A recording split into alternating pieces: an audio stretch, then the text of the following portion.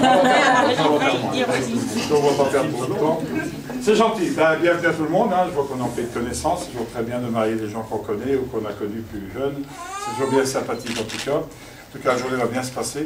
Je ne sais pas si ça va tenir. On va plutôt donner une mauvaise temps hier pour l'inauguration. Alors, ben, bienvenue à la famille Potier, à Michael en particulier, à la famille Navo et à Sandy, que vous connaissez également.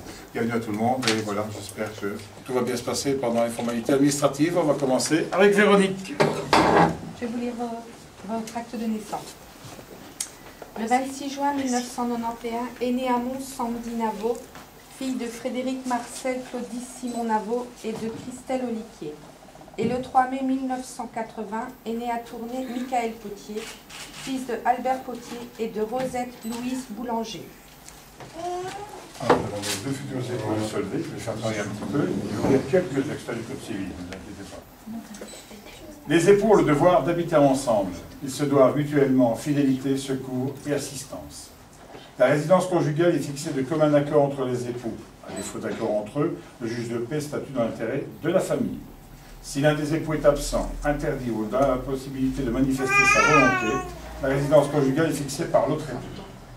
Chaque époux a le droit d'exercer une profession sans l'accord de son conjoint. Toutefois, si celui-ci estime que cette activité est de nature à porter un préjudice sérieux à ses intérêts moraux ou matériels ou à ceux d'enfants mineurs, il a un droit de recours devant le tribunal de première instance et en cas d'urgence devant le président de ce tribunal. Le tribunal peut subordonner l'exercice de la profession à la modification préalable du régime matrimonial des époux. Les dispositions des deux alinéas précédents ne sont pas applicables à l'exercice de mandat public. Aucun des époux ne peut utiliser dans ses relations professionnelles du nom de son conjoint qu'avec l'accord de celui-ci.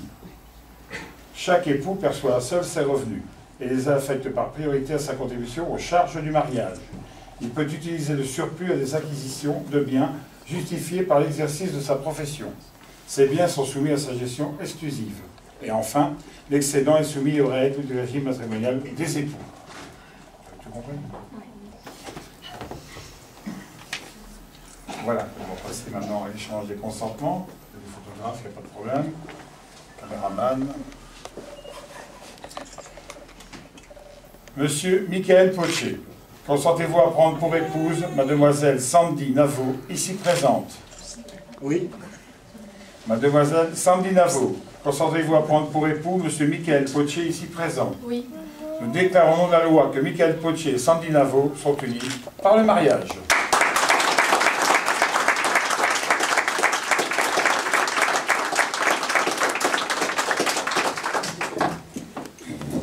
Bien répété.